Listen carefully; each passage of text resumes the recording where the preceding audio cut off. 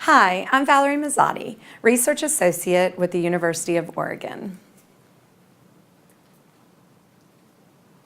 Today's objectives are to provide information to empower special educators, to facilitate collaboration, to improve post-school outcomes for youth who are deaf and hard of hearing. We're also going to provide an overview of strategies to support effective interagency collaboration.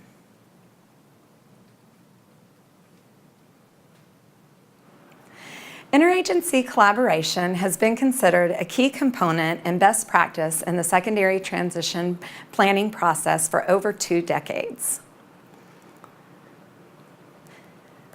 It's a predictor of positive post-school outcomes for youth with disabilities, meaning that when students have the opportunity and the support of agencies and adult service providers as they transition into post-school life, they're more likely to have positive post-school employment and education outcomes.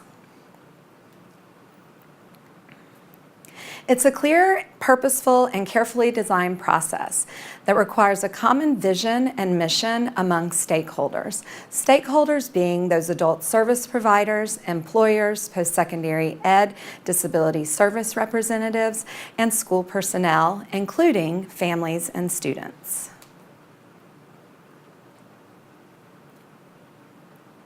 It requires communication across agencies and programs to ensure that students' needs are being met as they move from high school into post-school life.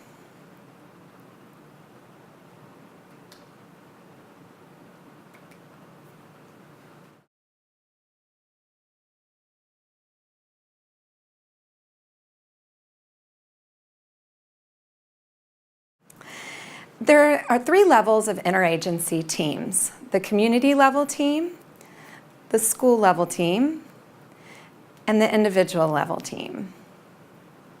The community level team supports transition needs of a district.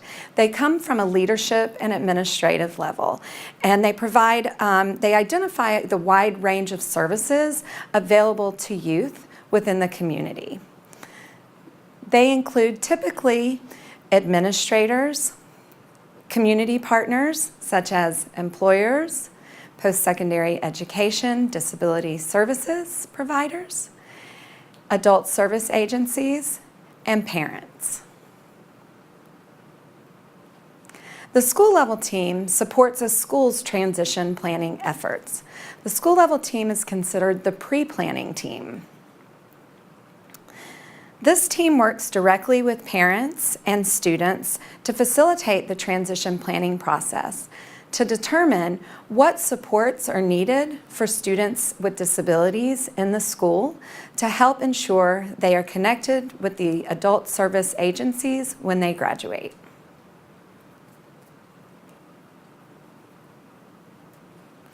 The individual level team supports the transition needs of individual students. This team is really what is considered the individualized education program meeting. This is where information from the pre-planning meetings of the school level team are brought to the table to really identify which services and supports individual students will need as they transition into post-school life.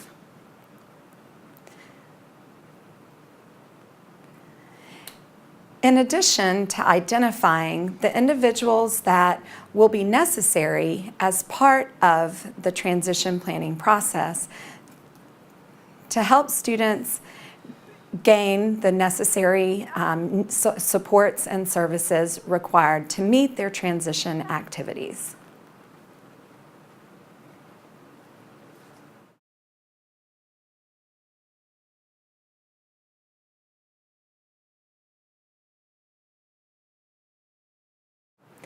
Now we're going to talk a little bit more in depth about each team level.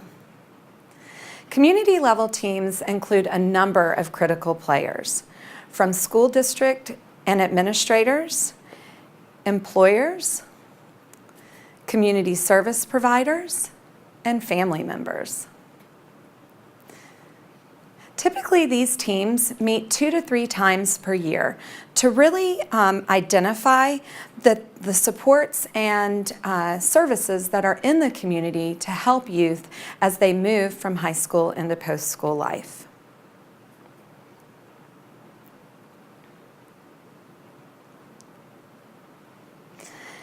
Roles and responsibilities of this team are really to become familiar with what are those community service agencies and supports within the community that students can access once they leave high school.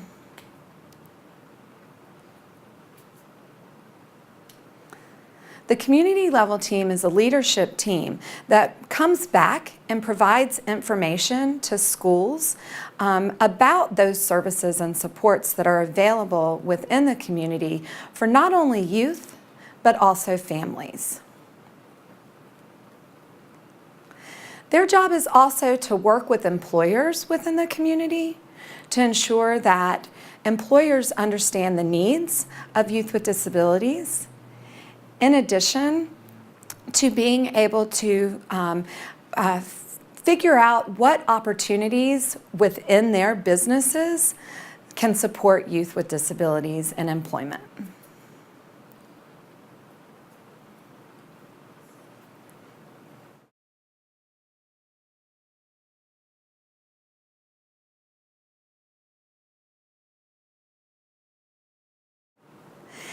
Critical players of the school level team include students, family members, school personnel such as a special education teacher, general education teacher, a transition specialist, and even a career technical education teacher, administrators, and an invited case manager. The school level team meets monthly to identify pre-planning activities to be able to provide students with the supports they need to be successful in the community. There are a number of roles and responsibilities of the school level team. They need to identify critical stakeholders that can support students across the school, to support students with the most intensive support needs and those that may not have the most intensive support needs. They are there to identify the services and supports based on individual students' needs, and they share roles and responsibilities with stakeholders as well as with families. You have a resource titled Identifying Collaborative Roles and Responsibilities for Transition that can be used in the pre-planning process for the school level team that allows you to really identify who's responsible and what specific things need to happen for students.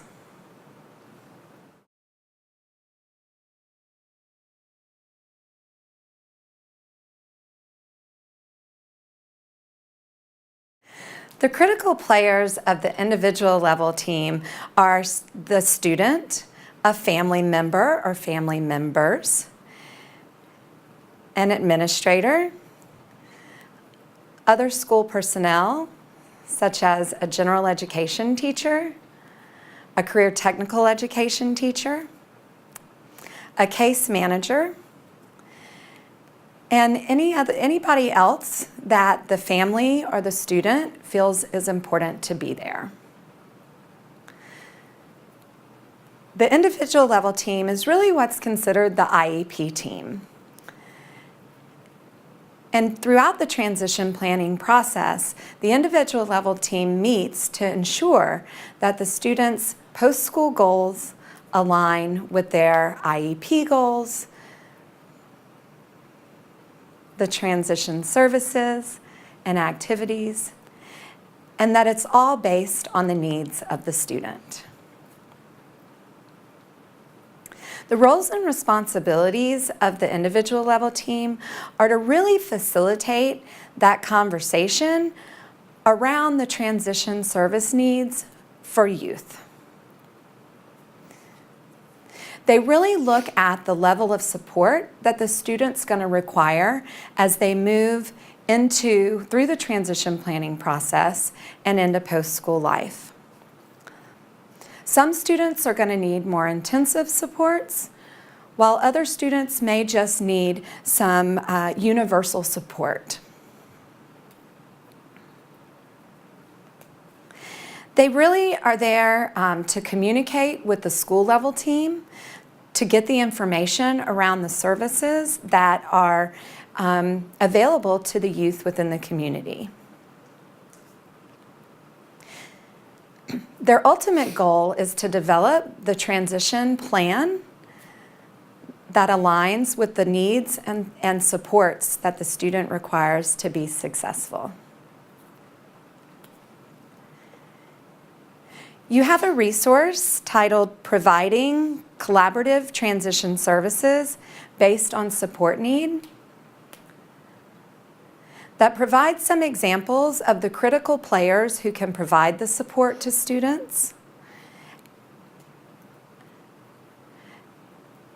examples of activities related to employment, education, and independent living,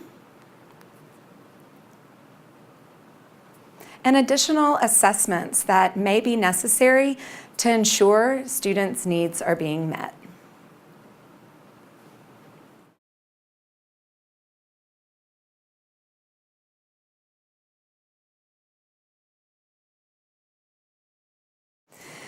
When considering interagency collaboration, it's important to discuss some final considerations. It's important to maintain and provide all team members with up-to-date information.